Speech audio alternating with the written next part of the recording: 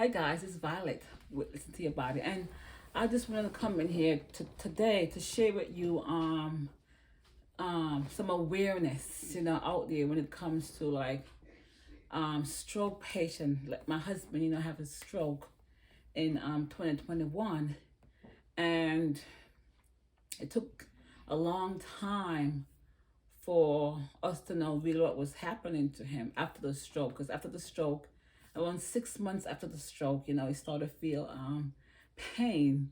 We went to our primary care doctor. He said I'm gonna. He said, to be honest with you, Robert, I can't do anything for you. He said you're gonna live like this for the rest of your life. So. In that moment, I said to my husband, whose report you're gonna believe? But to be honest, he did not know what was happening because, he said it's the nerves, the nerves, the nerves. And yes, the nerves have something to do with it. But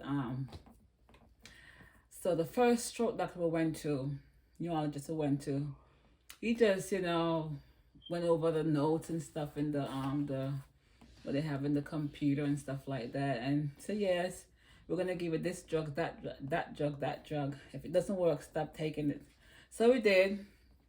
The side effects almost knocked my husband out. So we called him and said, stop taking it, it's not for you. So 6 months after that, we went, it was last year, October, we went back to another stroke doctor, and my husband was telling me about the pain he's been feeling. He said, you're having thalamic pain syndrome. I'm like, really? So it was like, so he was describing this. I'm like, well, that makes so much sense because I've got my husband a infrared light.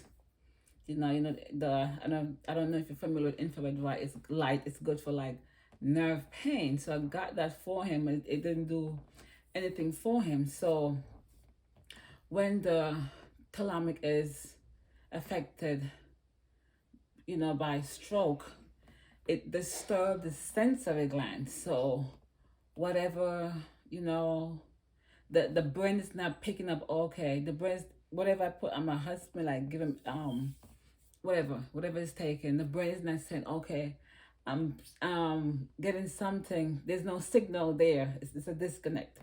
There's no signal there to say, okay, I'm getting something for the pain. So it's off. So I'm like, well, that makes so much sense because the infrared light, I did some research on it. It's for nerve pain. And I heard a lot of testimony. People say it helps with the nerve pain, but it was a helping my husband, even though the thalamic pain syndrome has to do with the nerves, but it affects the sensory glands, and that's where the problem comes in. So I just want to so after I went to the stroke doctor, I'm like, wow, I've never heard of that before. So I went online and did some research. So I came across this brain doctor, and she was saying that a lot of her patients that have stroke, she said, I'm telling their PC, when they come to you, because this is a very small percentage of stroke patients this happened to, not a whole lot. But she said, when they come to you, check the thalamus gland. I said, check this. I'm telling you to check the thalamus because, to be honest, they don't know. They like give up on the patient. I don't know. You're going to like my husband, PC, you're not going to be like that for the rest of your life. Honestly, they don't know, So she said, I'm telling you to check the thalamus glands because that's where this happened. So it doesn't happen like right after the stroke. It happened like anywhere from 3 months to 5 years after a stroke.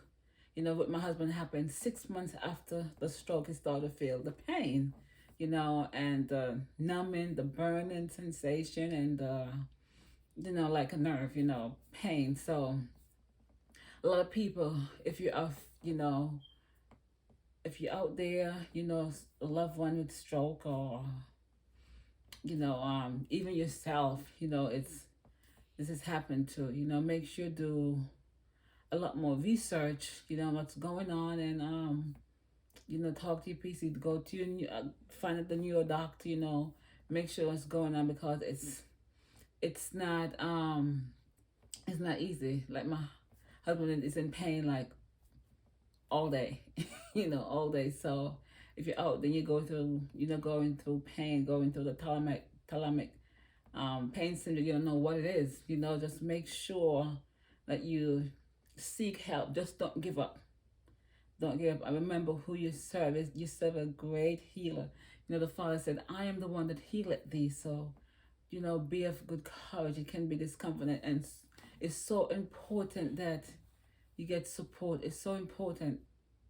Support. So important to support people, when they going through stuff like this, to make their life a little bit easier. And sometimes distraction, it can even, distraction is helpful at times, when somebody talking, someone calling on the phone, checking on you, how you're doing, and just someone to be there, just checking in on the person to see how they're doing, person to see how they're doing, the day that lighten up the day, lighten up the day. So if you know of someone or you're going through the same thing, just don't stop there, don't give up at all. So I'm going to have my daughter, go over some of the some information on thalamic pain syndrome, and I'm going to be leaving the information in the description box so you could go and do some research. And like I said, if you are I just want to bring awareness out there. If you're out there in that 8%, don't give up. But if you know your Heavenly Father, just know that he said, I'm the one that healeth thee, because there's not a lot of treatment out there. They just right now they're just testing the water, what to do to help the 8%. So it's have faith and confidence in the Father. He's gonna heal my husband. He's the one that healed. So let's not come in and share with you if you are going through this. Do not give up. I know it's hard, but don't give up. And if you're out there a caretaker, just continue to trust in your Father. Just continue to lean on him. Just continue to trust the Father. So I hope this was helpful to somebody out there that's going through pain after stroke, not knowing what it is. Go find, a stroke doctor and let them do some more diggings, more finding, and see what's going on. Like I said, take the second neurologist to tell me what it was. He went and he dig deep. He was like, no, this is what happened. This is why you're feeling the pain. Because I'm like, yes, the nerves, because all the symptoms say it's nerve. Yeah, but it's not only nerves, it's the stroke affect the thalamus gland in the brain. So that's the reason why it is happening. So I'm going to come in today and share this video with you. Like the video, share, and subscribe. If you know someone, have it, share it, and let's encourage each other and keep the faith. Don't give up. There is light at the end of the tunnel, so don't give up. Thank you. So I'm going to be talking about thalamic pain syndrome. I'm not an expert, so I'll be reading an article off of NCBI that's going to be linked below. So the first thing we need to know about thalamic pain syndrome is that it's something that affects the thalamus gland. So the role of the thalamus is to act as a relay station for all sensory information within the brain, except for smell.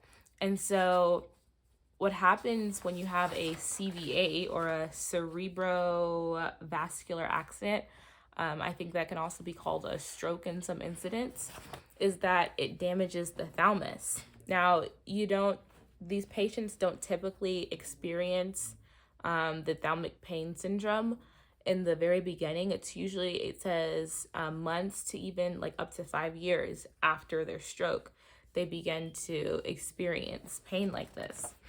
And so the interesting thing about this is that it doesn't affect everyone. It says that about only 8% of stroke patients are affected by thalamic pain syndrome. But yeah, let's talk about this a little more. So again, this is a post-stroke syndrome that happens, and so it's very hard to find pain management because it's not so much it's not so much affecting your body, like your flesh and blood, as it is your nerves and that thalamus. The thalamus is a very small gland, I believe, in your brain, and it's hard to get to it. Because of that, unfortunately, there haven't been a lot of studies or treatments done for thalamic pain syndrome. As I said, not many stroke patients are affected by this, and again, we only see them like having this within 6 months to 5 years of their stroke. So right now, from this publication, it says here that some treatments that they've been looking into include opioids. There's also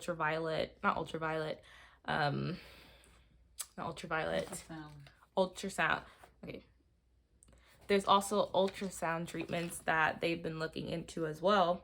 But again, these treatments aren't technically, the treatment for it. They're just treatments that have been looked into. Additionally, some things that you may want to look out for if you think that you or a loved one has experienced a thalamic stroke is that, like, it says the patient's pinprick and temperature sensations are impaired.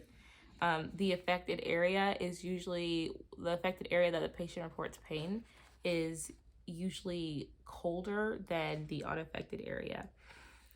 It says temperature changes are more pathogenic than pinprick changes for central post-stroke pain.